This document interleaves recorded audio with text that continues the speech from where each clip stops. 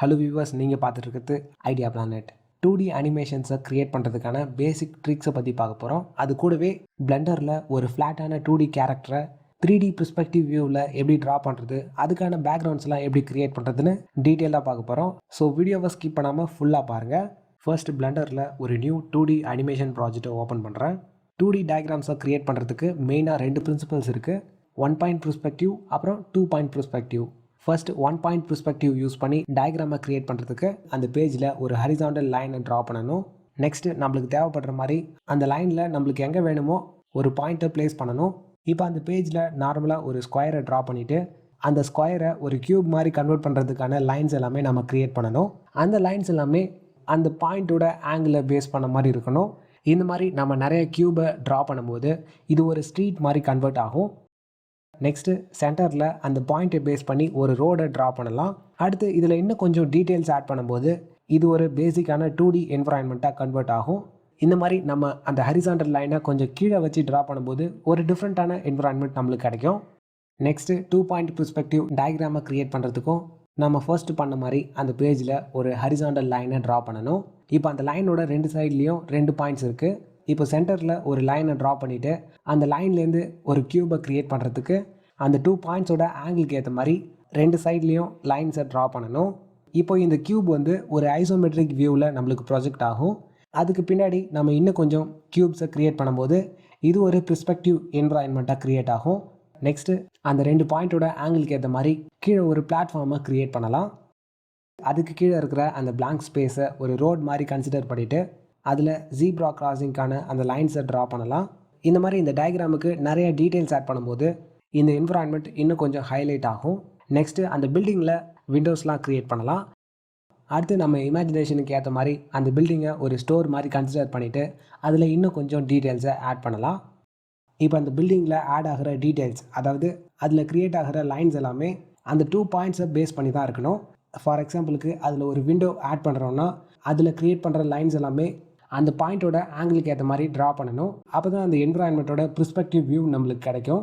Next இந்த டயக்ராமை இன்னும் highlight பண்ணுறதுக்கு அந்த பிளாட்ஃபார்மில் ஒரு பெர்ஸ்பெக்டிவ் ஆப்ஜெக்டை க்ரியேட் பண்ணலாம். இந்த மாதிரி பண்ணும்போது அந்த பிளாட்ஃபார்ம் வந்து ஃப்ளாட்டாக தெரியாது. ஓகே, இப்போ இந்த ட்ராயிங் எல்லாமே கம்ப்ளீட் ஆகிடுச்சுன்னா நம்ம இந்த சீனரியை பெயிண்ட் பண்ணலாம். நாம் யூஸ் பண்ண போகிற கலர் எல்லாமே லைட்டாக இருக்கணும். இந்த மாதிரி லைட்டான கலர்ஸ் யூஸ் பண்ணும்போது அந்த பேக்ரவுண்டில் யூஸ் பண்ண போகிற கேரக்டர்ஸ் எல்லாமே நல்லாவே ஹைலைட் ஆகும். ரைட் சைடில் இருக்கிற டேப்பில் பார்த்தீங்கன்னா மேலே இருக்கிற லேயரில் அந்த டயக்ராமை க்ரியேட் பண்ணியிருக்கேன். அதாவது அந்த அவுட்லைன்ஸ் எல்லாமே அந்த லேயரில் தான் இருக்குது. நெக்ஸ்ட்டு கீழே லாஸ்ட்டில் இருக்கிற அந்த ஃபில் லேயரில் தான் இந்த கலரை நம்ம ஆட் பண்ணணும். அப்போ தான் அந்த அவுட்லைன்ஸ் எல்லாமே கலருக்கு மேலே ஹைலைட் ஆகும். இந்த பிரின்சிபல்ஸை யூஸ் பண்ணி 3D பெர்ஸ்பெக்டிவ் ஆங்கிளை ஒரு 2D டயக்ராமில் கொண்டு வர முடியும். நெக்ஸ்ட்டு ஒரு 2D கேரக்டரை 3D பெர்ஸ்பெக்டிவ் வியூவில் ட்ரா பண்ணுறதுக்கு முன்னாடி ஃபர்ஸ்ட்டு அதை ஒரு ஃப்ளாட்டான ரெஃபரன்ஸ் மாதிரி நம்ம ட்ரா பண்ணி பார்க்கணும். இந்த ப்ராஜெக்டில் நான் 2 லேயர் யூஸ் பண்ணியிருக்கேன். நீங்கள் பார்த்தாலே தெரியும். ஃபர்ஸ்ட்டு ஒரு லேயரில் சிம்பிளாக பென்சில் யூஸ் பண்ணி ஒரு ஃப்ரீ ஹேண்ட் ஸ்கெட்ச் மாதிரி அந்த கேரக்டரை ட்ரா பண்ணியிருக்கேன்.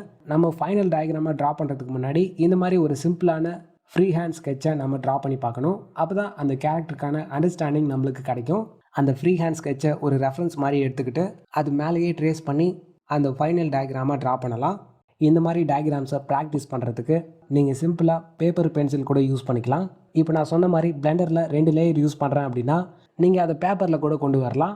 ஃபர்ஸ்ட்டு ஒரு பேப்பரில் அந்த கேரக்டரோட ஃப்ரீ ஹேண்ட் ஸ்கெட்சை க்ரியேட் பண்ணிவிட்டு அது மேலே இன்னொரு பேப்பர் யூஸ் பண்ணி நீங்கள் அந்த ஃபைனல் டயக்ராமை ட்ரா பண்ணலாம். பேப்பர்ஸை நீங்கள் ஒரு லேயராக கன்சிடர் பண்ணிவிட்டு இந்த மாதிரி டயக்ராம்ஸை க்ரியேட் பண்ணலாம்.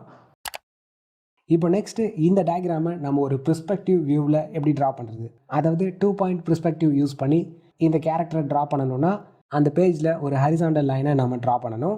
நெக்ஸ்ட்டு அந்த லைனோட 2 சைட்லேயும் 2 பாயிண்ட்ஸை க்ரியேட் பண்ணிவிட்டு அந்த பாயிண்ட்டோட ஆங்கிளுக்கு ஏற்ற மாதிரி நம்ம இந்த டயக்ராமை ஸ்டார்ட் பண்ணலாம். இப்போ நான் பென்சில் டூல் யூஸ் பண்ணி அந்த கேரக்டரோட ஃப்ரீ ஹேண்ட் ஸ்கெட்சை க்ரியேட் பண்ண போகிறேன்.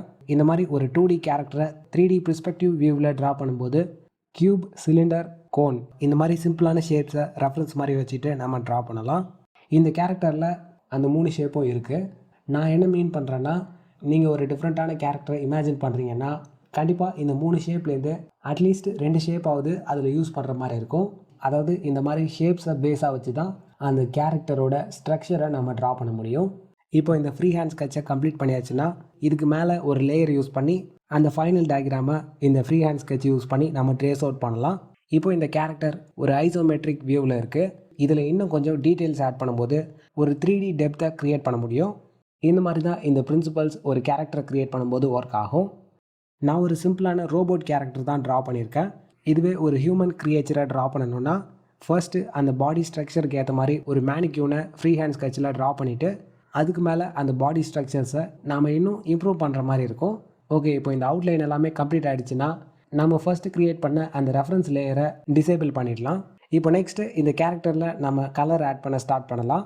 நான் ஃபஸ்ட்டே மென்ஷன் பண்ண மாதிரி ரைட் சைடில் லாஸ்ட் இருக்கிற அந்த ஃபில் லேயரில் தான் இந்த கலர்ஸ் எல்லாமே நம்ம ஆட் பண்ணணும்.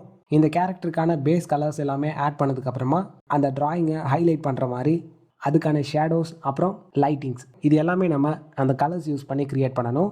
அந்த கேரக்டரோட பாடி பார்ட்ஸ் அப்புறம் அதுக்கான மெட்டீரியலுக்கு ஏற்ற மாதிரி இந்த லைட்டிங்ஸ் அண்ட் ஷேடோஸ் இருக்கணும். இப்போ அது ஒரு மெட்டாலிக் லுக்கு கொடுக்கணும் அப்படின்னா அதுக்கேற்ற மாதிரி நம்ம அதை க்ரியேட் பண்ணணும்.